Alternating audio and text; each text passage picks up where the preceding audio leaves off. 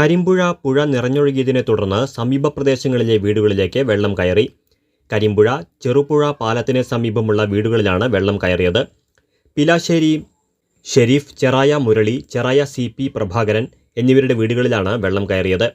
വീട്ടുകാരെയും മറ്റും trauma care വളണ്ടിയർമാർ, നാട്ടുകാർ എന്നിവർ ചേർന്ന് മാറ്റി താമസിപ്പിച്ചു.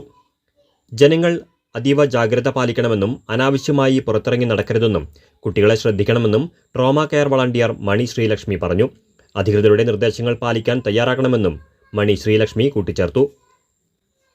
കാലവർഷം കൂടിയ ഈ സാഹചര്യത്തിൽ നിങ്ങൾ ഈ മഴയുള്ള സമയങ്ങളിൽ പുറത്തിറങ്ങി ആവശ്യമില്ലാത്ത യാത്രകൾ, അനാവശ്യമായിട്ടുള്ള യാത്രകളെല്ലാം ഒഴിവാക്കുക.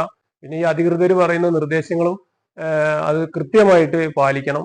മാത്രവുമല്ല, നമ്മൾ ഈ ഫോണുകളിൽ കറണ്ടിന്റെ ഇലക്ട്രിസിറ്റിയുടെ കുറവ് കാരണം മൊബൈലൊക്കെ ചാർജ് കുറയാനും നിങ്ങൾക്ക് അത് അത്യാവശ്യ ഘട്ടത്തിൽ ഉപയോഗിക്കാനുള്ള ഒരു ഇത് ഉപയോഗപ്പെടില്ല. അത് കാരണം അത്യാവശ്യങ്ങൾക്ക് മാത്രം വേണ്ടി ഉപയോഗിക്കുക. പിന്നെ ആധികാരികതയുള്ള മെസ്സേജുകൾ മാത്രം പാസ് ചെയ്യുക, അത് മാത്രം വിശ്വസിക്കുക.